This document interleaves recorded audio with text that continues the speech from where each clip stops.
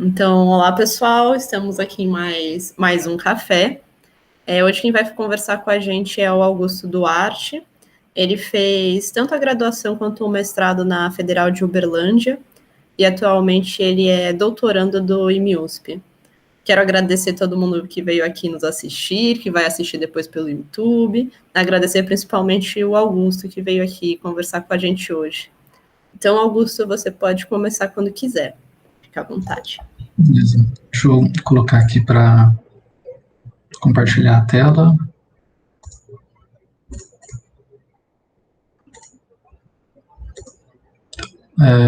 Tá aparecendo aí?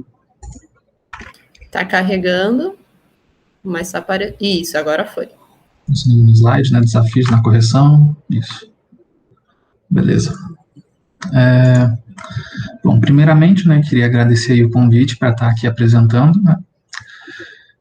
Bom, esse trabalhinho aí, eu resolvi fazer ele em conjunto com esse amigo meu, Jonathan, né? Ele é da UFBC e esse aqui é uma iniciativa, né, da USP, da UFBC. E a ideia que surgiu do seguinte: eu trabalhei com teoria de códigos no mestrado e acaba que dá para fazer muita coisa com programação. Eu estava querendo tirar a ferrugem, né, de programar, e aí esse amigo meu, Jonathan, que é do Instituto de Química, ele trabalha mais com programação, então a gente resolveu unir a teoria que eu sabia, e ele resolveu me ajudar com a programação, e aí a gente fez esse trabalho aqui. Vou falar um pouco sobre códigos corretores de erros, e o título da minha palestra é Desafios na correção de um código incorrigível. Então, eu vou apresentar a teoria, falar um pouco sobre código, sobre o que significa um código ser corrigível ou não, né? E depois a gente vai trabalhar com um exemplo específico de um código que não é corrigível, que é o CPF, tá? Bom, a teoria de códigos, ela é bem recente e ela seria, de certa forma, uma sub-área de um escopo maior, que é a teoria de comunicações, né? A teoria de comunicações, ela surgiu, entre aspas, né, com o Shannon, em um artigo que é esse aqui, A Mathematical Theory of Communications, que ele publicou em 1948. Na época, ele trabalhava no Bell Laboratory, que hoje em dia acredito que foi comprado e nem sei mais se existe, mas é algo que foi incorporado pela AT&T, que é aquela gigante de comunicações americana. E aí, nesse artigo dele, ele introduz muita coisa, né? Ele fala inicialmente de transmissão de informação, ele define o que é uma entropia de um código, ele fala sobre as probabilidades de erro que estão associadas com um código, ele fala também sobre canais com ruídos, ele discute um pouco sobre isso, mas o que eu mais estou interessado aqui vai ser na transmissão da informação, tá? Isso vai ser o mais importante para a gente. A informação, ela basicamente é transmitida da seguinte forma: a gente vai ter a informação saindo de uma fonte e chegando até o seu destino, né, que a gente considera como usuário. A informação, ela sai da fonte e a gente vai buscar codificar essa informação, que através de um codificador da fonte, passa depois essa informação codificada para um codificador do canal. Depois disso, a gente passa isso para um decodificador do canal, passa então para um decodificador da fonte e, por fim, isso chega ao usuário. Cada uma dessas setas que tem aqui, de um desses retângulos para o outro, seria, entre aspas, uma área diferente, né? Aqui a questão da fonte você codificar a informação, por exemplo, criptografia se encaixa nessa parte. Ou então, quando a gente tem aqui do decodificador do canal para o decodificador da fonte, ou direto já para o usuário, seria trabalhar com a questão de correção do código, né? Aí envolve muito, a parte computacional é bem mais forte, de tentar otimizar esse tipo de coisa. O que eu particularmente vou falar aqui vai ser sobre essa flecha aqui do meio, que seria a gente transmitir a informação através de um canal, e a gente tem como objetivo, né, que essa informação que foi codificada, ela seja transmitida de forma correta. A gente não quer perder informação quando a gente faz a transferência de informação, tá? E aí, essa flechinha aqui do meio vai estar representando a área de teoria de códigos corretores de erros, tá? Então, para a gente ter uma motivação para isso, vou trazer aqui a seguinte situação.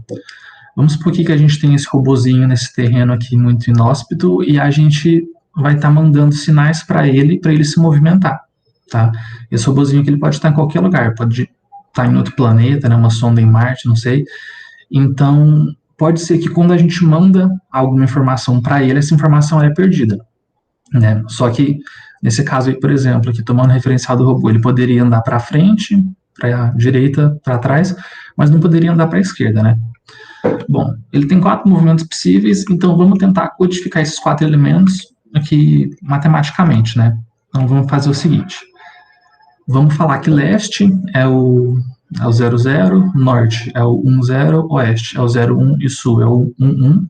Aqui no caso eu estou fazendo um abuso de notação em não considerar isso aqui como vetores, tá? Esses 00, 10 aqui são tudo vetores, mas em geral a gente não coloca essa notação para não carregar muito. E aí a gente tem essa configuração aqui. Agora vamos pensar o seguinte. O único movimento que ele não pode fazer é o oeste, né, que seria esse 10 aqui. Se eu dou o movimento leste para ele e por algum azar esse segundo 0 aqui ele é confundido com 1 na hora da transmissão, já cairia no oeste aqui, seria um movimento que a gente não quer que o robô faça. Agora, se eu dou o movimento de sul para ele também, e esse primeiro 1 aqui, ele é trocado por um 0, vai cair também no oeste, que é um movimento que a gente não quer que o robô faça. E aqui no norte, a gente teria que ter um pouco mais de azar, a gente teria que ter que o 1 se torna 0 e o 0 se torna 1 para cair nesse oeste aqui. Mas independente, nessas configurações que a gente tem, qualquer troca de número que a gente venha a obter, vai dar um comando diferente, né? Então, uma solução que a gente pode tentar fazer é essa aqui. A gente agora vai falar que leste, ao invés de ser 2 zeros, vão ser 10. Norte, que antes era 1 e 0, agora são 5 1s e 5 zeros. O oeste, que era 0 e 1, são 5 zeros e 5 1s. E o sul, antes eram 2 1s, agora são 10 1s, né? E aí a gente vê que isso aqui resolve um pouco o nosso problema, né? Mas não seria a melhor solução possível, porque olha só, se eu mando, de repente eu tento mandar leste para ele, e esse segundo 0 aqui, ele vira um 1, eu vejo que a palavra, né, o elemento aí que está mais próximo do que eu recebi, acaba sendo leste, então eu vou escolher leste como a opção viável de acordo com o que eu recebi, né? Só que essa solução aqui, embora ela funcione, ela não é exatamente a melhor solução que a gente poderia ter para esse problema. Então, vamos ver uma solução que é um pouco melhor, né? Uma solução que é um pouquinho mais adequada seria essa aqui. A gente tratar leste como 5 zeros, o norte como 1 0 1 1 0, o oeste como 0 1 0 1 1 e o sul como 1 1 1 0 1. Tá. Bom, essa solução aqui, ela também funciona para dar as instruções para o nosso robô, e acaba que ela é, de certa forma, melhor, né? Primeiramente, ela é melhor porque ela é mais curta do que a solução original, e a gente vê que qualquer palavra que a gente enviar aqui de 5 elementos, em que os elementos são 0, 1, elas vão ser corrigidas para alguma dessas palavras aqui. É só tentar olhar, de certa forma, qual palavra dessas 4 aqui está mais próxima da palavra que eu recebi. E, só para mostrar como que esse código aqui foi obtido, eu coloquei aqui essa transformação aqui, que ela representa exatamente como isso acontece, né? Aqui, só para ficar um pouquinho mais formal, eu coloquei agora como notação de vetores, tá? Mas a lógica é o seguinte: as duas primeiras coordenadas aqui da nova configuração que a gente tem, elas se mantêm as mesmas. E essas 3 últimas aqui, elas vão ter uma lógica. A primeira é o primeiro dígito aqui, o segundo é o segundo dígito, e esse aqui do meio é a soma dos dois, tá? Então aqui, por exemplo, em sul, aqui é 1, aqui é 1, aqui é 1, aqui também é 1, e esse 0 aqui seria a soma desse 1 com esse 1, que no caso dá 0 porque a gente está trabalhando aqui com F2, tá? Eu ainda não especifiquei exatamente que a gente estava sobre F2, mas aqui é o caso, é esse. E aí, isso aqui dá uma solução um pouco mais adequada para a gente, tá?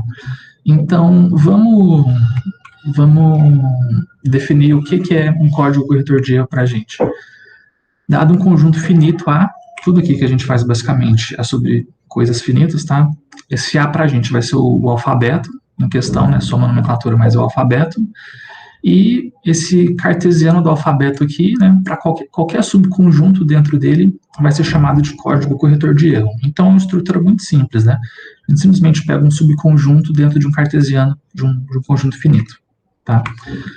Bom, vamos ver aqui alguns exemplos de códigos corretores de erros que a gente utiliza frequentemente. Bom, o exemplo acho que mais abundante na nossa vida são linguagens, né? As linguagens que a gente utiliza, inglês, português, espanhol, alemão, todos são códigos corretores de erro. Mas, infelizmente, eles não são códigos bons, né? Porque eu vou falar aqui de distância logo, mas eles não são códigos bons. Tanto que a gente tem até uma brincadeira, né, em português, eu não sei se existe isso em outras línguas, mas a gente tem que a nossa língua é tão ruim como código que existe aquela brincadeira de telefone sem fio, que você vai passando a mensagem de uma pessoa para outra e eventualmente a mensagem acaba chegando bem diferente da original para a última pessoa, né? Talvez esse seja o ruído do canal, assim, explicitamente. E aí, como um exemplo bem legalzinho, se você recebe essa mensagem aqui, por exemplo, essa mensagem que está aqui entre parênteses, o que é essa mensagem? Né? A gente não tem como saber, será que isso é o gato morreu, ou o pato correu, ou o rato morreu? Não dá para saber, né? Sem um contexto, a gente não tem como saber.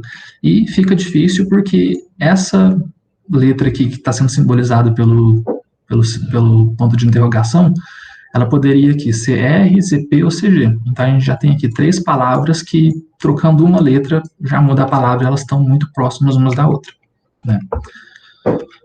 Um outro exemplo aqui de código corretor de erro que também está presente para a gente, né, acho que mais para quem é acadêmico, seria o código ISBN, né, que ele é muito importante, né, ele é digamos, um CPF do livro, né, e basicamente todo mundo aqui eu acho que deve saber o que é um ISBN, né, e se usa sites russos também deve saber, e deve saber da importância desse código aí. CNPJ, ele é um outro exemplo de um código corretor de erro. O CPF, né, o CNPJ é para pessoas jurídicas, o CPF para pessoas físicas, e o CPF vai ser o que eu mais vou estar abordando aqui. Esse ISBN aqui que está entre parênteses, só para deixar claro, esse ISBN, por exemplo, eu trouxe de exemplo, ele é o ISBN do livro que eu coloquei de referência ali, tá? E também CDs e DVDs, eles têm, né, a tecnologia embutida neles, que acho que todo mundo que já experienciou, né, alguma vez na vida, você pegar um CD ou um DVD que está arranhado, você coloca ele para tocar e ele toca perfeitamente, né? Então, mesmo que esse arranhão, ele causou um prejuízo de informação, né, de dados do seu CD ou do seu DVD, ainda assim, esse prejuízo, se ele não for significante demais, você consegue utilizar ele normalmente, tá? Beleza. Então, eu estava falando aqui de uma palavra estar próximo da outra, né, um elemento do código, e existe uma maneira bem natural de a gente definir uma distância entre elementos de um código corretor de erro. Aqui eu estou usando distância, mas também é muito comum a gente ver em livros por aí o uso da palavra métrica, porque de fato isso aqui vai ser uma métrica, tá? A distância de Hamming entre 2 elementos no código, né, 2 elementos quaisquer, vai ser dada como o número de entradas em que eles diferem. Tá? Simplesmente a gente pode comparar entrada a entrada, porque tudo é finito, e a gente vê quantos diferem, faz essa contagem, e essa é a distância entre 2 elementos. Então, naquele exemplo anterior que eu tenho, a distância entre leste e norte, por exemplo, é só contabilizar aqui, que a primeira entrada para os 2 é diferente, a terceira e a quarta também, então eles têm 3 entradas distintas, então a distância entre os elementos é 3. Tá?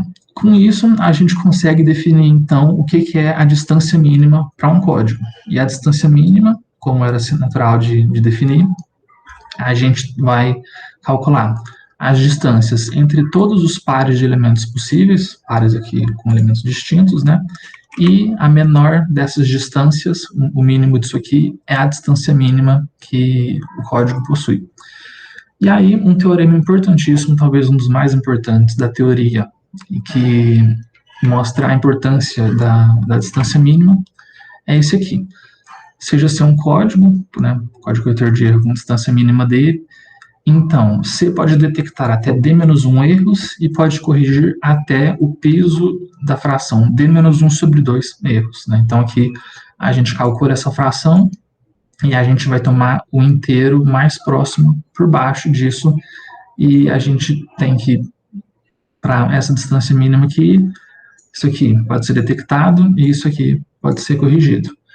Então, se tudo está dependendo desse parâmetro D, quanto maior é o parâmetro D, melhor vai ser para a gente, né? Porque maior o D, maior o poder de detecção do nosso código e maior também o poder de correção do código, tá? Existe uma interpretação geométrica de como isso funciona, né? Na demonstração do teorema, a gente meio que é levado a essa demonstração geométrica, que seria o seguinte: isso aqui já é, essa representação gráfica aqui, ela já é o meu código pronto, né? Eu tinha lá tudo que eu queria, a informação que eu queria transmitir já foi codificada, né? Tá aqui. Então, as palavras, esses pontos em azuis aqui são os elementos do código, são as palavras, né, do código, e elas estão aqui. Ao redor delas, né, eu posso criar esse disco aqui, e esse disco ele vai ter exatamente esse raio aqui, tá? E quando eu tenho uma palavra que é transmitida, se ela sofreu algum tipo de alteração durante a transmissão, teve algum tipo de erro, ela vai cair possivelmente dentro de algum disco aí. Se ela caiu dentro de algum disco, a gente vai assumir que essa palavra ela se corrige para a palavra ao centro desse disco. Então aqui, nessa palavra em verde, por exemplo, ela foi transmitida com erros, porém ela é corrigida para essa palavra em azul aqui, porque ela está dentro desse disco, desse pontinho em azul. Já essa palavra em vermelho aqui, ela acabou caindo fora de qualquer disco, e por isso ela não foi corrigida. Ela teve erros demais e isso impede que ela seja corrigida. Bom, então quanto maior a distância mínima, né, maior vai ser o poder de detecção e correção do nosso código, porque esses discos aqui, eles vão ter o maior raio possível que eles podem ter, né. Eu estou deixando aqui alguns detalhes omitidos, né, mas, por exemplo, dá para mostrar facilmente que esses discos não se intersectam, tudo. Então, quanto maior a distância mínima, melhor vai ser aqui para a gente conseguir corrigir qualquer tipo de palavra aqui, tá? Bom, qual que é o desafio aqui na teoria? O desafio é simples. A gente quer construir os melhores códigos que a gente consegue, né? E aí aqui por melhores é uma coisa meio subjetiva, né? Cada contexto vai ter a sua definição de melhor, mas em geral o que a gente busca é construir códigos que tenham um comprimento pequeno e uma distância mínima grande, tá? Essa é o foco aqui da gente. E aí, para isso, eu vou trazer aqui uma classe importante, que são os códigos lineares, né? Essa aqui é, de longe, a classe mais trabalhada de códigos na teoria, e ela é muito importante justamente porque ela traz consigo a estrutura de linearidade, e isso ajuda muito, né? É o seguinte, a gente vai tomar K como sendo um corpo finito com que elementos, e esse K aqui vai ser o nosso alfabeto. Então, agora, a gente vai falar que um código aqui dentro do cartesiano de K, ele é chamado código linear se ele é um subespaço vetorial de K de N. Então, antes, um código corretor de erro, ele não tinha nenhum tipo de estrutura, era simplesmente um subconjunto do cartesiano lá, do alfabeto lá, A elevado a N. E aqui um código linear, ele já tem a estrutura de ser um subespaço vetorial. Então, ele é mais parrudo do que um código corretor de erro comum, e essa estrutura aqui de espaço vetorial, ela é bem importante. Talvez vocês ouçam meus vizinhos aqui, infelizmente, tá? É uma coisa que eu não tenho muito controle, mas desculpa aí. Tá. O teorema que a gente tem um teorema que ele mostra como a gente faz o cálculo da distância mínima aqui dos códigos lineares, e aqui a gente já viu uma vantagem bem importante, né? Um código, ele é linear, ele vai ser um subespaço vetorial, então ele possui um elemento zero, não um vetor nulo. A gente consegue mostrar que a distância mínima de um código linear é o mínimo das distâncias de todos os elementos x, que são não nulos, com zero. Então, antes, para a gente calcular a distância mínima em um código corretor de erro qualquer, a gente tinha que fazer as distâncias entre dois elementos quaisquer e tomar o mínimo disso. Então, a gente tinha que calcular isso aí para todos os pares de elementos que a gente tinha, que no caso seria o tamanho do código vezes o tamanho dele menos 1 sobre 2, né, seria um m vezes m ao quadrado menos m sobre 2. Então, a gente tem uma ordem quadrática aí. Aqui, no caso, a gente já consegue diminuir isso bem, né, porque aqui a gente simplesmente vai ter que testar para a quantidade de elementos do código menos 1. Então, se aqui fosse m, por exemplo, seria m menos 1 versus alguma coisa envolvendo um m ao quadrado, no caso do código corretor de erro sem estrutura. Então, aqui a gente já tem uma vantagem clara só de ter uma estrutura linear no nosso código. E, para a gente falar sobre códigos corretores de erros lineares, em geral, a gente sempre apresenta um código, ele é definido pelos seus parâmetros, né? Então, isso seria uma assinatura do código. Os parâmetros que a gente sempre considera são n, k e d. N vai ser o comprimento do código, né? Vai ser o tamanho de cada... Não, vai ser só o comprimento mesmo, né? Qual cartesiano ele está. O k vai ser a dimensão do código como espaço vetorial, ou, em outras palavras, vai ser o tamanho de cada palavra no código. E d vai ser a distância mínima do código. Então, esses três parâmetros aqui, eles caracterizam o código e são muito usados, né? Tá, a pergunta básica inicial que a gente pode se fazer é possível criar um código linear com quaisquer parâmetros, né? Porque se a gente busca códigos que tenham distâncias mínimas altas e comprimentos baixos, a gente pode tentar escolher isso na mão, pode tentar fazer um código perfeito para a gente. E, né, a resposta vai ser não. E aí, um dos resultados mais importantes da teoria, um dos mais básicos, né, vai ser a cota de Singleton, que ela vai relacionar esses três parâmetros aí com uma certa desigualdade. A distância mínima, ela sempre é menor ou igual à diferença do comprimento com a dimensão mais 1. Tá? Então, a gente não pode sair pegando qualquer parâmetro e tentar criar um código com isso, porque se não satisfaz isso aqui, a gente não consegue. Tá? Mas, quando a gente olha para isso aqui, a gente pode se perguntar, beleza, a gente tem aqui uma desigualdade, né? Quando que vale a igualdade e quando que vale a desigualdade estrita? Essa é uma pergunta muito boa. E quando vale a igualdade estrita, isso é até um caso importante, né? Isso são os códigos lineares MDS. E eles são importantes por quê? Bom, se vale a igualdade, eu sabendo o n e sabendo o k, automaticamente eu sei qual que é a minha distância d. Então, aqui, sabendo n e k, eu faço uma única conta e com isso eu já tenho a minha distância mínima calculada. Esses códigos aqui, eles são bem importantes por ter essa vantagem aqui. E isso ainda pode ser generalizado, tá? Se a gente trocar esse 1 aqui por um R, isso aqui a gente chamaria de um código R-MDS, e isso tem mais algumas aplicações, tá? Bom, então agora, né, já vendi um pouco o peixe da teoria, e aí agora eu quero falar sobre, né, o CPF, que é o código que mais me interessou aqui para esse trabalho. Bom, o CPF, ele é um código corretor de erro, tá? Ele é nesse formato aí, né? Ele tem 11 dígitos e os últimos dois são dígitos verificadores, e aí vamos entender um pouco como que é a estrutura do CPF. Esses números de x1 até x8, eles são aleatoriamente designados, só que aqui entre esses aleatórios eu devia colocar uma aspas, tá? Porque a única restrição é que esses 8 números aí, eles não podem ser totalmente iguais. Só isso. Então, a gente não pode ter tudo 1, tudo 0, tudo 3, tudo 5. Esse caso não vale. Mas, tirando isso, eles são aleatoriamente designados. O número X9, ele vai ser a região federativa em que o seu CPF foi emitido, né? Então, por exemplo, eu sou de Minas, meu CPF ele foi emitido em Minas, então o meu dígito X9 ali é 6.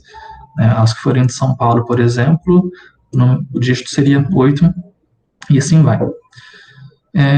Aí os dígitos verificadores, eles possuem um cálculo próprio, né, que vai ser justamente o cálculo da correção de erros aqui, e eu vou mostrar como é que é, mas a gente tem 2 dígitos verificadores, então não é difícil ver, né, que a distância mínima do nosso código, ela é maior ou igual que 1, e a gente consegue mostrar que existe casos em que ela é 2, então a distância mínima do CPF é 2.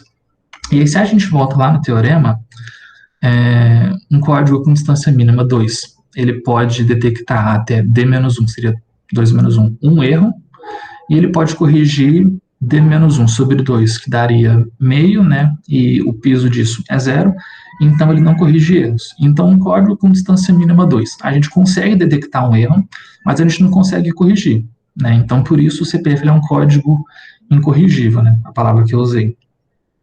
Tanto que, quando a gente vai fazer um cadastro em alguma coisa assim, a gente digita o CPF, o site, o lugar onde a gente está, mesmo sem saber o nosso CPF, se a gente digitou alguma coisa errada, ele é capaz de informar. Houve um erro na digitação do CPF, mas ele não é capaz de corrigir esse erro. E é justamente essa a inspiração que eu tive, né, para fazer esse trabalho aqui. Um dia eu saí, fui no local que eu tive que fazer o cadastro, e aí chegou na hora, né, a recepcionista lá me pediu o CPF e eu pensei, não estava afim de dar meu CPF aqui, eu vou tentar inventar um CPF na hora, né. E aí eu inventei, pensando que não teria problema, né, e acabou que, quando ela bateu lá o CPF, viu que estava errado, e aí ela falou, digitei aqui exatamente o que você falou, onde que eu errei? E aí, né, eu vi que eu acabei tendo que falar o CPF corretamente mesmo, porque eu não saberia corrigir. E é justamente essa pergunta dela que foi o que me motivou a fazer esse trabalho aqui, né. É possível a gente pegar um CPF que está errado e corrigir ele? Bom, é possível sim, né, que eu vou mostrar isso, só que aí para isso eu tive que usar computação, né, particularmente o que eu vou mostrar aqui. Eu fiz em Python, eu não vou mostrar os scripts agora, porque ainda tem muita coisa para ser otimizado, não está dos melhores, mas eu vou trazer aqui o pseudocódigo de tudo, né, e acho que fica fácil de entender, tá? Augusto, desculpa te interromper. Você definiu o código incorrigível, mas você obteve uma correção para o código do CPF, isso como que funcionou? Eu não entendi muito. Não. Essa questão de... Eu não cheguei a definir, né? Essa palavra incorrigível eu usei só para dar o título, porque o CPF ele é corrigível através aqui no caso de programação, a gente vai fazer por força bruta mesmo. Porque ele é incorrigível no sentido de que, na teoria, ele não pode ser corrigido. A gente pode detectar que houve um erro no CPF, mas a gente não pode corrigir ele propriamente falando.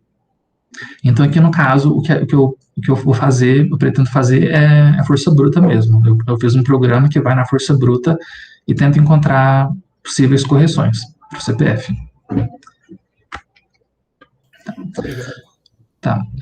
Aqui, o cálculo do código dos dígitos verificadores vai ser dado da seguinte forma. O CPF ele era X1 até X9, eram os 9 dígitos, e o X10 e o X11 eram dígitos verificadores.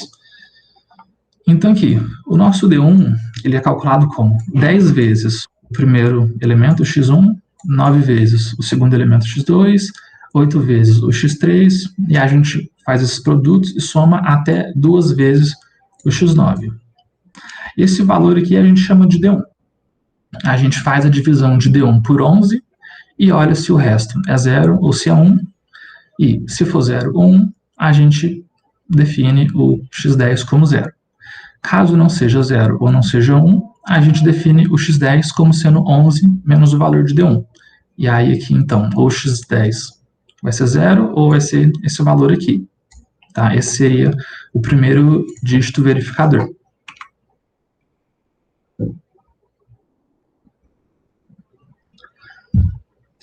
E para o segundo dígito verificador agora, ele vai depender do primeiro também, né? Então aqui na conta dele, a gente vai ter o X10, E aí a gente faz o seguinte, a gente vai fazer 11 vezes o x1, mais 10 vezes o x2, mais 9 vezes o x3, multiplica tudo isso e soma até 2 vezes o x10, que é o primeiro dígito verificador, e a gente chama tudo isso de D2. A gente novamente divide D2 por 11 e olha se o resto da divisão vai ser 0 ou 1. Se é o caso, o nosso dígito verificador 2, o x11, ele é 0, e se o resto da divisão dele por 11 não é 0 ou não é 1, a gente vai definir ele como sendo 11 menos o D2. E aí, com isso, a gente obtém, então, a gente tem do x1 ao x9 os primeiros 9 dígitos, o x10 é o dígito verificador 1, que a gente calculou aqui em cima, e o x11 é o dígito verificador 2, que a gente calculou aqui. Tá? Então, essa é a aritmética que a gente faz para ter o cálculo dos dígitos verificadores. E aqui, né, eu estou falando aqui de resto da divisão e tudo, mas eu poderia ter simplificado aqui o jeito que eu escrevi e colocado um mod 11 em algum lugar, né, para a gente ter noção que a gente está fazendo aritmética modular. Isso vai ser importante porque a gente vai ver que as correções que a gente faz não são únicas, tá? Bom, o primeiro pseudocódigo aqui que eu faço é o seguinte. De modo a tentar corrigir isso aqui na força bruta, a gente faz o seguinte, eu criei uma função aqui, dígitos do CPF, e como que funciona? A gente toma aqui como entrada 9 dígitos, né, que seria basicamente um CPF completo, e a gente tira os 2 dígitos verificadores, a gente calcula os dígitos verificadores associados aos 9 dígitos que a gente entrou aí, e a gente vai ter como retorno dessa função a entrada, que são os CPFs, os 9 dígitos do CPF, com os 2 dígitos verificadores. Ou seja, eu entro 9 dígitos, que é um CPF sem os verificadores, e sai para mim esses 9 dígitos junto com os 2 dígitos verificadores associados a esses 9 aí. Então, entra um CPF incompleto e retorna um CPF completo para mim. E ainda, no caso, retorna um CPF que é válido, né? Porque a gente fez o cálculo dos dígitos verificadores para aqueles 9 dígitos que entraram, então vai dar alguma coisa válida por construção. Tá. E aí, com isso, a gente consegue fazer aqui uma função de verificar a validade de um CPF. Tá? E como que vai ser essa verificação de validade? A gente entra com um CPF de 11 dígitos, aqui que é um CPF completo.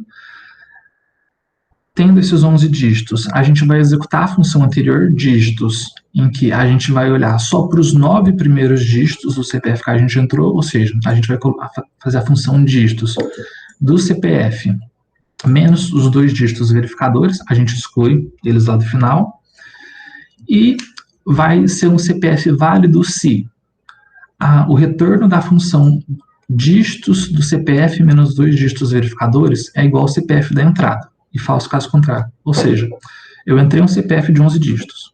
Eu excluo os 2 últimos. Eu calculo os dígitos verificadores.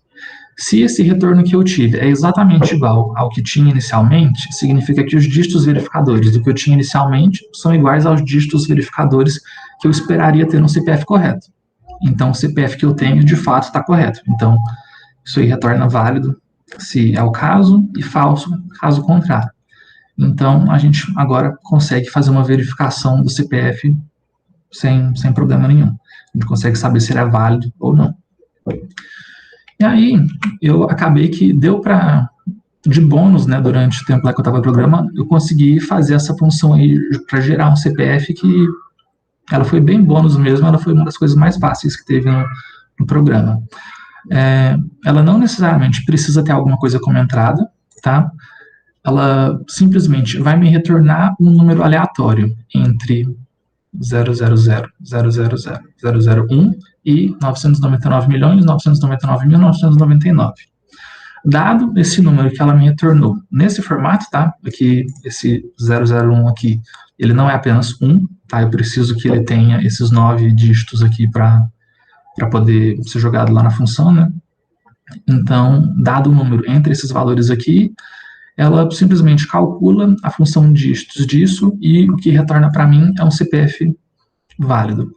No caso aqui, né, tem aquelas pequenas ressalvas que eu falei que, por exemplo, esse valor aqui, 9999 em tudo, ele não é um valor válido, porque eu disse que os 9 dígitos lá, eles não podem ser todos iguais, mas só para só para cálculo mesmo, eu acabei usando aqui, eu teria que excluir 9 casos aqui, né? Caso eu contasse o 0 aqui no lugar do 1 também. Mas tirando esses casos isolados aí, essa função ela gera um CPF sem problema nenhum, tá? E até quando eu estava fazendo aqui, quando eu estava passando isso aqui para o slide, eu até pensei numa adaptação que dá para fazer. Eu poderia colocar parâmetros aqui, parâmetro A e um parâmetro B, que seria para tentar gerar um CPF dentro de um certo intervalo. Então, eu geraria um CPF entre os números A e os números B, entre A e B, tá? É possível fazer isso sem muita dificuldade. Então, essa função aqui, ela acabou saindo de graça fazendo isso. E aí, depois, veio aqui a função que ela vai fazer a correção do CPF por força bruta, tá? E ela foi feita da seguinte forma. A gente entra um CPF completo, aqui, e ela vai imprimir várias coisas aqui. O que ela vai imprimir inicialmente? Ela vai imprimir quantos CPFs vão ser válidos, né, quando a gente substitui o primeiro dígito do CPF por todos os valores que ele pode assumir. Então, o CPF, por exemplo, ele começa com 1.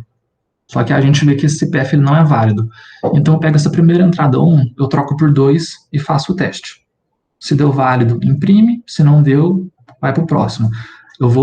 Pego esse primeiro dígito, troco por 3, testo. Deu certo, imprime. Não deu, vou para o próximo. Testo para 4, para 5, até para 9. Fiz todos esses testes aí na primeira entrada. Imprimi tudo que deu certo, eu vou para a segunda entrada. Eu testo agora na segunda entrada. A segunda entrada ela é um 7. Então, eu vou testar, se eu colocar um 0 na segunda entrada, o que eu obtenho é um CPF que é válido, eu testo. Se for, contabiliza. Se não for, eu testo com 1, testo com 2, com 3, até 9. E faço isso para as 11 entradas do CPF, né? Eu posso também testar não só os 9 primeiros dígitos, mas eu posso testar também os dígitos verificadores, tá? E aí, essa função aí, quando eu comecei a rodar ela, eu fiquei surpreso que eu estava tendo várias correções para um CPF, né? E depois de um pouco pensar, né, eu fiquei surpreso inicialmente com isso, mas como a gente está trabalhando com aritmética modular, né, eu acho que meio que é de se esperar que isso aconteça mesmo. Então, o que eu fiz foi fazer uma ligeira alteração dessa função corrigir, que aqui para o slide eu coloquei ela como um corrigir asterisco, né, que seria o seguinte: a gente toma como entrada um CPF completo, agora a gente só vai contabilizar o número de correções que ele tem, né? Essa função aqui, ela difere da anterior, porque a anterior, ela está imprimindo, ela está fazendo um print de tudo que eu estava interessado, agora eu já não estou interessado nesse print, eu só quero que ela conte para mim, eu estou interessado nesses valores que são retornados aí dessa contagem. Então, eu vou contabilizar quantos CPFs vão ser válidos quando eu substituo o primeiro dígito por todos os valores que ele pode assumir. Depois eu faço isso para o segundo dígito, faço isso para o terceiro, faço isso para o quarto, até faço isso para o último dígito verificador. Contabilizo quantos deram corretos, tá? E aqui no caso também, a gente faz a gente contabiliza também quantos CPFs já estavam corretos e não precisaram de correção, tá? A gente faz isso também. Bom, e aí, para minha surpresa, tiveram CPFs que tiveram múltiplas correções, né? Então, eu comecei a ver quantas correções cada um desses CPFs tinha. E aqui, para dar um exemplo para a gente. Esse CPF aí, 12345678909, ele é um CPF válido, tá? Os dígitos verificadores 09, eles estão compatíveis. Se a gente fizer o cálculo dos dígitos verificadores para esse 123456789, vai dar 09 mesmo. Então, esse CPF está válido, tá? Mas só um detalhe aqui, quando eu estou falando que um CPF é válido, eu estou falando que ele simplesmente está correto, porque existe uma diferença entre um CPF ser válido e ele ser verdadeiro, porque se o CPF não estiver registrado lá na Receita Federal, ele não existe, digamos, mas ele pode ser válido, mas se não está associado com ninguém, ele tecnicamente não existe, né? Isso aqui é um CPF válido, eu não sei se esse CPF aí está associado com alguém, mas independente disso ou não, a gente está usando esse CPF aí como um exemplo do CPF canônico, tá? Então, eu sei que ele é válido porque se eu calculo a função dígitos em 1, 2, 3, 4, 5, 6, 7, 8, 9, eu obtenho esse retorno aqui, né? Eu obtenho exatamente o CPF aqui com os dígitos verificadores. E aí, o CPF original, ele é igual aos dígitos, contabilizando as 9 primeiras 9 primeiros algarismos aqui, então o CPF ele é válido, né? Se eu fizer a verificação, ela vai fazer justamente isso. Ela olha isso aqui e consegue me retornar que ele é válido. Beleza. Então, o que eu fiz agora foi, eu peguei a primeira entrada, que era 1, e eu troquei ela por 2. E aí, se eu rodo a verificação, acontece que esse CPF aí também é válido, né? Beleza. E se eu troco por 3 a primeira entrada? Se eu troco por 3 a primeira entrada e faço a verificação, isso vai me mostrar que é falso, né? Ou seja, quando eu pegasse essas 9 primeiras entradas aqui, esses 9 primeiros dígitos, e calculasse os dígitos verificadores, não daria 0,9. Então, esses 9 algarismos aqui, esses 9 dígitos, com os dígitos verificadores, seriam isso aqui, e aqui onde é 0,9 seria outra coisa. Então, esse CPF aqui, ele é diferente do que a função dígitos me retornaria, logo deu que ele é falso. Tá, então se eu ponho para corrigir esse CPF aqui, é de se esperar que quando eu troco o 3 por 1, dá um CPF válido, né? Porque justamente é o primeiro caso. Quando era 1 era válido, e quando é 3 já não é válido. Mas da mesma forma, se eu trocar esse 3 por 1, 2, também vai dar válido, né? E justamente, se eu coloco para corrigir esse CPF aí no script que eu fiz, ele está me retornando esses dois valores. Ele me retorna aqui o primeiro, que é válido, e esse segundo aqui, que também é válido. Beleza, houve alterações na primeira entrada, né, no primeiro dígito do CPF, e ele me retornou essas alterações na primeira entrada. Só que agora, vamos pegar esse CPF canônico e vamos trocar aqui. O primeiro dígito verificador, eu troco por 2. Né? Então agora eu já sei que esse CPF é falso, tá? Porque eu faço aqui a verificação, né? E a verificação disso aqui seria que os dígitos verificadores teriam que ser 0 e 9, então se eu troquei o 0 por 2, deu falso. Se eu ponho para corrigir esse CPF aí agora, olha que interessante. Eu pus para corrigir e aí, de fato, ele me mostrou que quando eu pego o 2 ali, que antes era 0 eu troquei por 2, se eu faço essa troca reversa, né, se eu destroco esse 2, eu obtenho um CPF válido, né, que era o CPF original. Só que também, se nesse CPF aqui agora, em vez de eu mexer nesse 2 que eu alterei, eu pego esse dígito 8 aqui e troco ele por um 7, eu também vou obter um CPF que é válido. Então, aqui, agora eu obtive esses dois resultados aqui, sendo que esse está relacionado com a troca na primeira entrada e esse aqui está relacionado com uma troca em uma outra posição. Então, agora eu tive já duas correções em que elas não foram exatamente na entrada que foi alterada. Tá? Bom, como a gente tem 11 dígitos no CPF, o tanto de CPFs que a gente pode ter, exceto para aqueles lá com coisas repetidas e tudo, né, é 10 elevado a 11. E fazer esse cálculo aí no computador é bem complicado, né? Para eu realizar essa verificação em todos os CPFs possíveis, pelas minhas contas, que eu dei umas aproximadas aqui, talvez eu esteja alguns épsilons de distância do valor correto mesmo, mas no ritmo que o meu computador estava levando, seria aproximadamente 14 anos para conseguir fazer esse cálculo pelos 10 elevado a 11 possíveis CPFs que a gente tem para calcular. Tá? Então, não era viável fazer isso, né? Então, o que eu comecei a fazer foi, eu fui fazendo cálculos, né? Fui pegando intervalos menores, então peguei intervalos com 1.000 CPFs, intervalos com 10.000, com 100.000. Acho que o máximo que eu peguei foi com 1 milhão de CPFs, se eu não me engano. Acho que levou 17 ou 18 minutos para rodar. Então, 1 milhão foi o máximo que eu tive coragem de colocar meu computador para trabalhar com isso aí. E eu consegui reparar uma coisa interessante. Eu fiz a contabilização, né, de todas as correções possíveis, e nos intervalos que eu tomei, sempre estava seguindo uma proporção similar a essa aqui. Cerca de 14,5%, 15%, às vezes 16%, dependendo se o intervalo é menor. Então, 14,5% dos CPFs em qualquer intervalo vão estar corretos, né? 73,15% dos CPFs nesse intervalo vão ter uma correção, 11,4% dos CPFs vão ter duas correções, um número bem pequeno que 0,005% vão ter três correções, e um número menor ainda, 0,0002% dos CPFs vão ter quatro correções.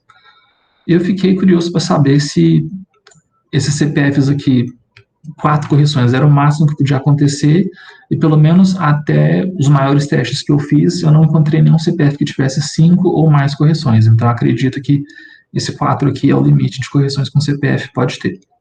Tá? Dá para imprimir esses aí em particular, né, que eles são poucos, mas fazer todos aí não é viável, né? E aí, quais que são os próximos passos que eu ainda pretendo mexer com isso? Bom, eu coloquei aqui multiprocessamento, mas esse multiprocessamento aqui eu meio que já tentei trabalhar um pouco com isso, né? Porque, como estava demorando muito, eu pensei... Quer dizer, processamento paralelo. Isso, exatamente. Eu trabalhei com duas bibliotecas em Python, que foi o multiprocessing e o multithreading. E a multiprocessing ainda não conseguia ajustar o código para dar exatamente bom com ela, mas com a multithreading o ganho foi ínfimo, foi coisa de assim, uma coisa que estava levando 30 segundos passou a levar 29 segundos. Então, não adiantou muita coisa, sinceramente. Né? Então, o que eu pretendo ainda fazer é ver se eu consigo trabalhar com esse multiprocessamento aqui, ver se o multiprocessing dá certo para otimizar alguma coisa, mas não estou com muita esperança disso não, sinceramente. Mas agora é tentar otimizar meu código, porque ele tá com... Eu fiz ele... Sou bem iniciante em programação, né, então ele não tá tão otimizado assim. Pretendo ainda colocar NumPy e Numba nele para tentar ganhar um pouco mais de eficiência nas computações aqui que eu estou fazendo. E se não der certo, acho que o último passo, né, seria tentar readaptar o código para C. Eu já vi que existem algumas bibliotecas tipo a Cython, que ela meio que trabalha com Python e C junto, mas eu acho que se dá para fazer uma coisa dessa, é melhor já tentar colocar o código inteiro em C. O único problema é que eu não sei nada de C, então é um outro desafio ainda aprender isso aí. Mas eu fiquei surpreso, né, com várias das coisas que eu consegui, só de ver que um CPF ele pode ter correções em lugares distintos. Eu acho que isso já foi uma surpresa, foi bem legal descobrir isso aí. E eu não sei se valeria a pena, talvez, rodar todos os 10 a 11 possíveis CPFs, mas o máximo que eu consegui fazer aqui com isso ainda, eu ainda pretendo fazer. Tá? Algumas referências. O livro do Abramo Efes, que ele tem uma introdução muito melhor do que eu posso imaginar em dar aqui nessa palestra sobre códigos corretores de erros, tá? Ele fala em detalhes sobre tudo, principalmente códigos lineares, e ele dá vários exemplos de códigos que são usados, de fato, mesmo para coisas muito sérias. Então, ele vai falar sobre códigos de Red Miller, vai falar sobre códigos de Gopa, vai falar sobre códigos cíclicos, vários outros tipos de códigos. Tem também como referência a página da Wikipédia do CPF, que ela vai ter algumas informações técnicas do CPF, tá? Como, por exemplo, ali a questão das regiões federativas e mais algumas coisas. E o primeiro, e lá no comecinho, né, eu falei do artigo do Shannon, ele está disponível aqui, o link deu uma cortadinha, mas ele está disponível facilmente aí para ser encontrado, e ele é talvez um dos trabalhos mais importantes do século passado, né? E era isso que eu tinha para falar. Se alguém tiver alguma pergunta, alguma sugestão, alguma indagação do que pode ser feito. Primeiro, eu quero te agradecer, Augusto, pela apresentação, foi muito boa, muito clara, gostei muito de ver esse exemplo, né, de uma teoria matemática aí sendo utilizada para o cotidiano da nossa vida, o CPF, no caso, e também foi um pouco o caminho inverso, né, foi uma coisa cotidiana que te motivou a aprender uma teoria matemática e programática, e bem legal isso. E vou abrir aqui para as perguntas, quem quiser fazer primeiro, acho que é o Diego aí, levantou a mão, pode perguntar. Isso. Cara, eu gostei muito da palestra, da apresentação, ficou muito show de bola. Eu lembro que o Paulcino já tinha apresentado 2 vezes para a gente lá na UFABC esse tema, que também foi maravilhosa as palestras dele. Ele trabalha com isso, só que ele usa uma outra abordagem, mas ele trabalha com essa área. Sim, sim. Tem até uma história, eu vou até comentar essa história que aconteceu comigo, similar a essa que você comentou que motivou o seu estudo, que minha mãe estava mexendo num site, né? E você sabe que quando você clica nesses sites suspeitos, o Facebook ele anuncia do mesmo jeito, né? E aí teve um desses sites golpistas que, se eu não me engano, ele estava imitando o site da Americanas, né? Aí ela viu um fogão barato, tal. Aí a gente foi verificar, tal. Aí eu fiquei com o pé atrás, porque é esses sites que justamente tem aqueles links bem esquisitos, né? Mas ele era perfeitamente igual ao site da Americanas. Aí a gente foi mandando, aí eu pesquisei, eu vi que realmente era uma fraude, porque teve pessoas relatando que caiu nesse golpe, né? E aí eu fiz um negócio lá que eu mandei os dados tudo errado pro golpista lá, inclusive o CPF. E aí o site do golpista, ele não identificava o algoritmo dos dígitos verificadores no CPF, né? Eu mandei um CPF tudo errado lá. E aí nos sites oficiais ele identifica, né? Isso eu já tinha percebido. Só uma história curiosa também. Mas uma pergunta que eu queria te fazer foi lá no comecinho, quando você estava modelando essa questão de transmissão de informação. Fala para mim mais ou menos qual que é o critério para você escolher o corpo, né? O KN lá. Bom, aí isso varia, né? Aqui no CPF, a gente acaba meio que trabalhando tudo em F11 porque a gente quer conseguir 10 algarismos para ocupar em cada posição, né? Então, a gente trabalha com F11 e tem aquela modificação de que se o resto lá da conta, né, essa classe de equivalência do número, deu 0 ou 1, a gente define o dígito como 0, e se não, a gente faz 11 menos esse valor. Então, a classe do 11, né, a gente poderia falar que ela é um X ou um 0, né, vai depender, que é o caso, por exemplo, em número de agência bancária, né, tem aqueles lugares lá que, tem pessoas que seu número vai ser alguma coisa, X, e esse X às vezes você pode colocar como 0 também. Então aqui a gente escolheu F11 só por uma questão de que a gente queria trabalhar com 10 algarismos em cada dígito mesmo. Mas a quantidade de símbolos do alfabeto, né, então. Isso, mas a gente poderia escolher outro valor. Uhum. Deixa eu até fazer um comentário aqui, esqueci de fazer. Uma coisa que eu também achei interessante, que eu demorei muito para entender o que era, olha só, esse CPF canônico aqui, eu sei que ele é válido, né? E eu sei que ele é válido da seguinte forma: eu pego esses 9 dígitos aqui, calculo os dígitos verificadores e vai dar 0,9. Beleza, então eu sei que para cada um desses 10 elevado a 9 números aqui, eu sei que existe um CPF associado. Só que, seguindo aqui a proporção, a gente tem 14% de CPFs válidos, né, quando eu calculo em um certo intervalo. Então tá dando mais CPF do que a gente inicialmente sabe calcular. E aí por que isso acontece? Porque esse CPF aqui é válido, só que agora imagina o seguinte: eu ponho o meu programa para rodar, e eu ponho para rodar todos esses números aqui, né, e aqui, começando, esse 09, começando no 00 e indo até o 99. Por causa da aritmética modular, a gente consegue ver que mesmo esses 9 dígitos iniciais aqui estando fixos, para algumas alterações aqui, a gente ainda obtém CPFs válidos. Válidos que eu falo que valem a conta, não necessariamente que eles são válidos de verdade. Então, dá para ver que, fazendo aqui uma conta, a gente vai ter que aproximadamente 14% dos 10 elevado a 11 CPFs possíveis podem ser de fato válidos. Então, isso dá mais ou menos 1,4, né, que dá 1,45 bilhões, mais ou menos.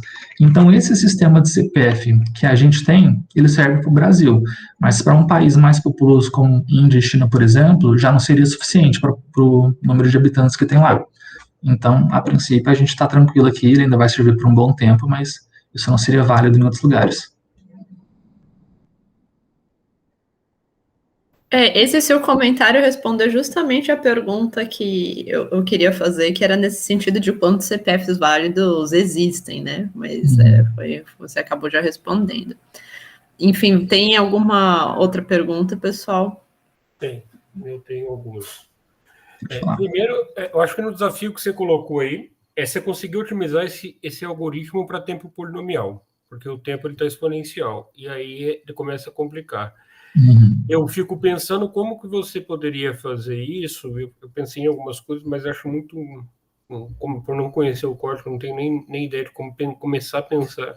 Mas dá para fazer. Eu acho que é possível fazer, porque você está trabalhando com F11, ele é elevado com 10 entradas, né? Não, 11 entradas também, né? F11 elevado a 11. O corpo original é F11 elevado a quanto? Cartesiano por quantas vezes ele? Você tem 10 entradas em cada casa, né? Isso. E isso são 11 entradas.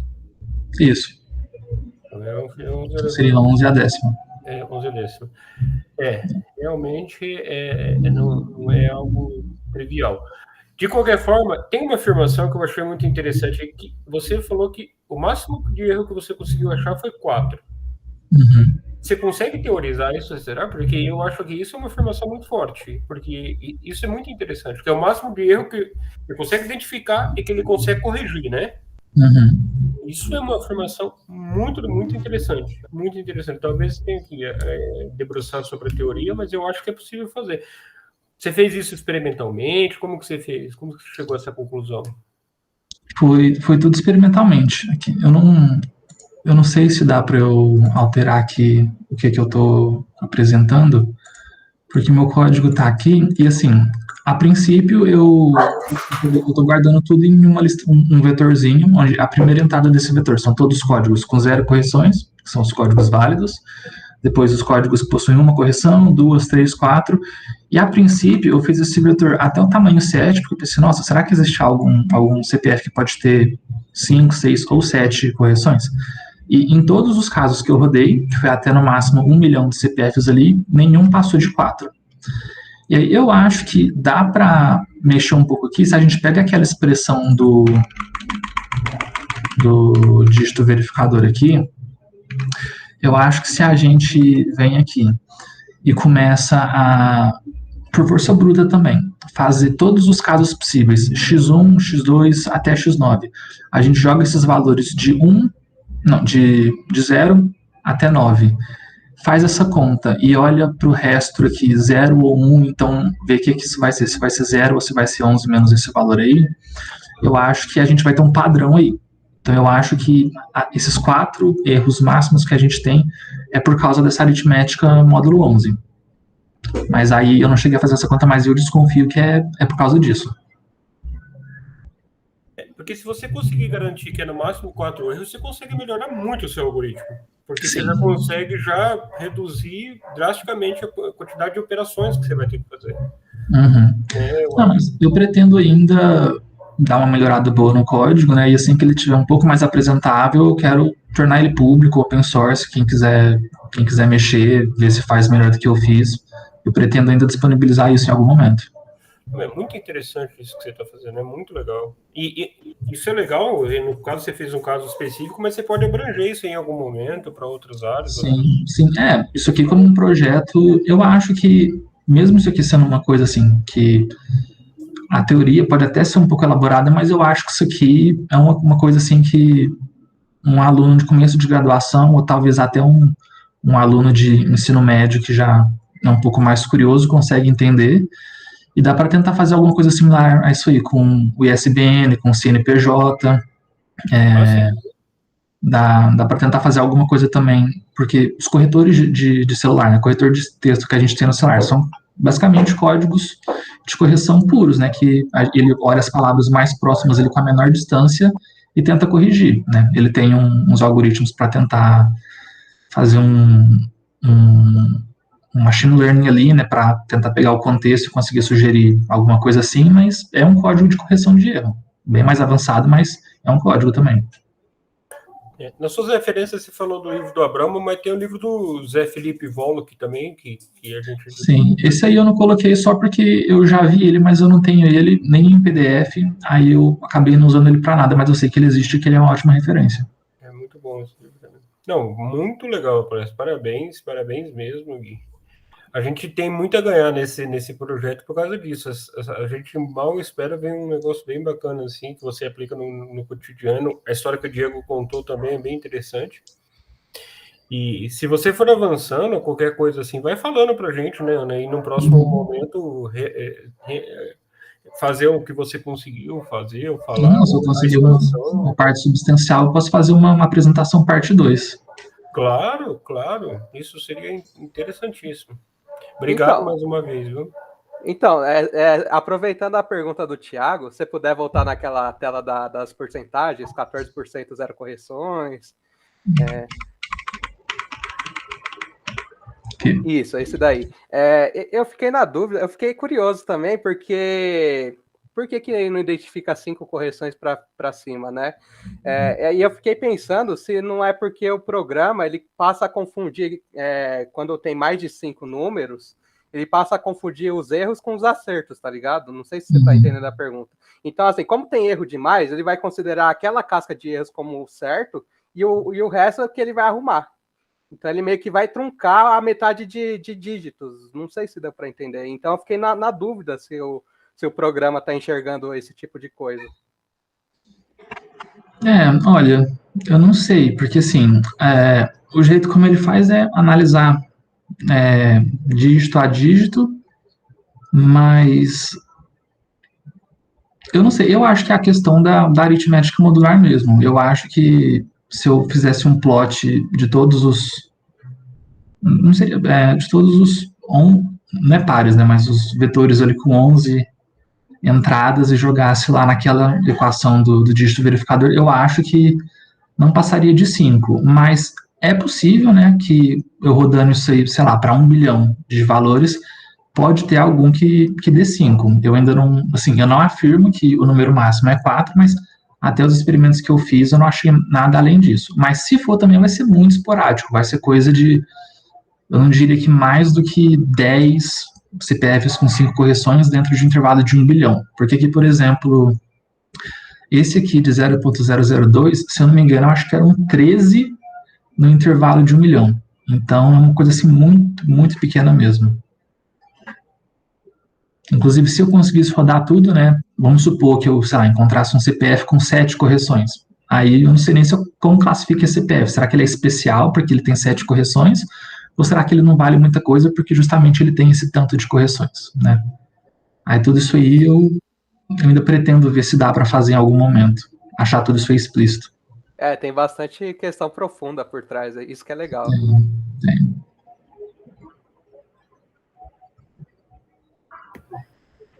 Bem, eu vou fechar a gravação, agradecer mais uma vez o Augusto, mas a gente pode continuar aqui para mais uma conversa informal. Beleza. Mas muito obrigada, Augusto, obrigada a todo mundo que assistiu aqui. Estou fechando agora a gravação.